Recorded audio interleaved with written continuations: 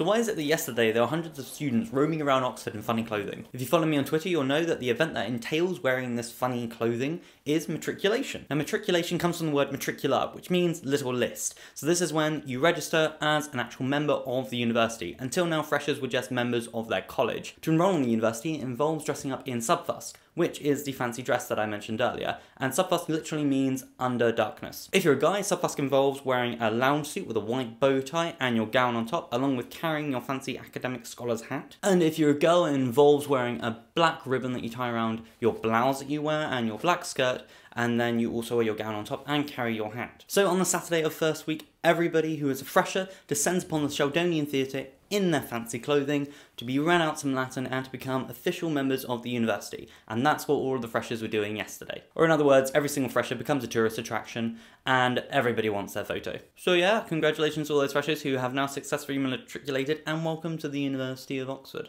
So this week I've been studying Chinese politics and the politics of South Asia, which again encompasses India, Bangladesh, Sri Lanka and Pakistan. However, before I continue, I thought I'd give you a breakdown of what actually is entailed within my finals. So for my PPE degree, I've decided to specialise in the philosophy and the politics aspects of the degree itself. So I'm doing 8 papers, 3 of which are philosophy based and the other 5 are politics based. So for philosophy, I will be doing a 3-hour paper on the following subjects: political theory, the history of philosophy, and ethics. For politics, I will be focusing on comparative government, international relations, the politics and government of Japan, the politics and government of South Asia, and the politics and government of China. I'm learning my final 2 papers now, which are the China and the South Asia paper, and then come next term and the following term, well, about 4 weeks of the following term, I will have time to just revise for my degree, and then I will sit down in about 5th week and do 8 3-hour exams totaling 24 hours of my life that will decide 100% of my grade. That is what I'm working on at the moment.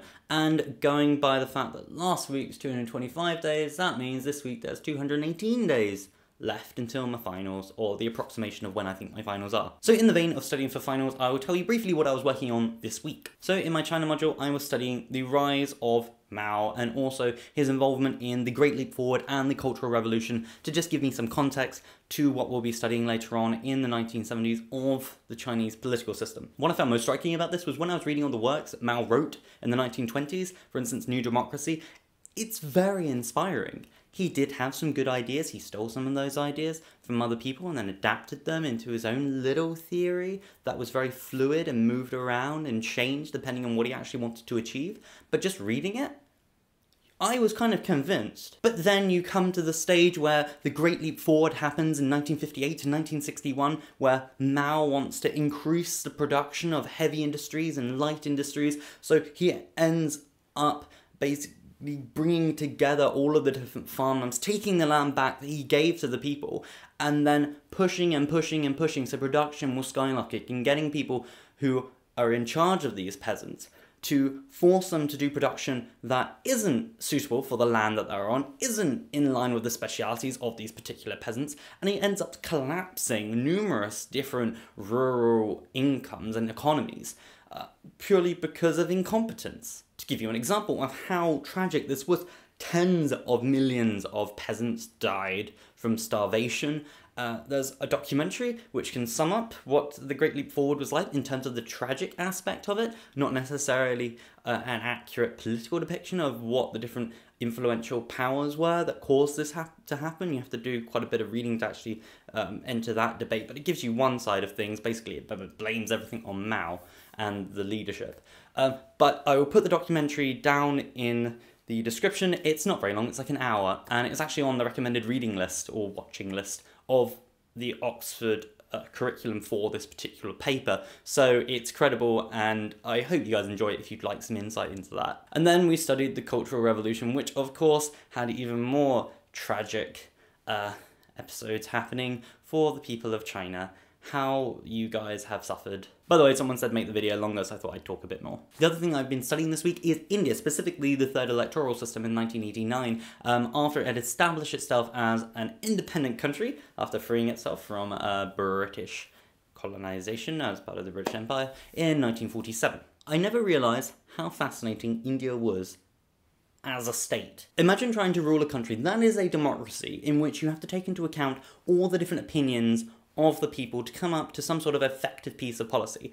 then consider the fact that the country you're trying to rule is split up culturally. There's no cultural continuity between the different regions of the country, nor is there religious continuity, nor is there economic or geographic or historical, well, it's kind of historical, continuity amongst all the different people within this state. How would you even govern that? So from 1947 it has been surviving up until the present day with all of these deficiencies and all of these limiting factors that I believe should prevent it from having such a system that is as stable and surviving and enduring as it currently is. Of course, there are great tragedies within India. For instance, the disparities between the different incomes that people have. There's still poverty and famine, and people will still get ill from drinking water that's infected. But then there are also great successes within India. Going to the success of the government slowly breaking down the caste system that has been in place in India for countless years and decades and centuries, and then trying to deal with that and the discrimination present within the country and breaking down those barriers. That is, I would say, probably the biggest success of the Indian government. I will recommend a book. It's called The God something. The God of Small Things is a great book. If you're looking for a book about India, it includes some romance, it includes two little kids exploring their lives, and it also explores the caste system itself and the different tragedies or joys that you could experience depending on what level you are at within the caste system. And also, Magdalen College, Oxford, has a new website, and it is fantastic. It includes information all about living at the college, studying at the college. It also includes links over to the university website if you have particular information there that you'd like to read. It includes a video on what it's like to study and live in Magdalen, and it also includes a glossary, which I think is the most cool thing about the new website for freshers and people who have nothing about Oxford. It includes a glossary on all of the terms that we use as Oxonians.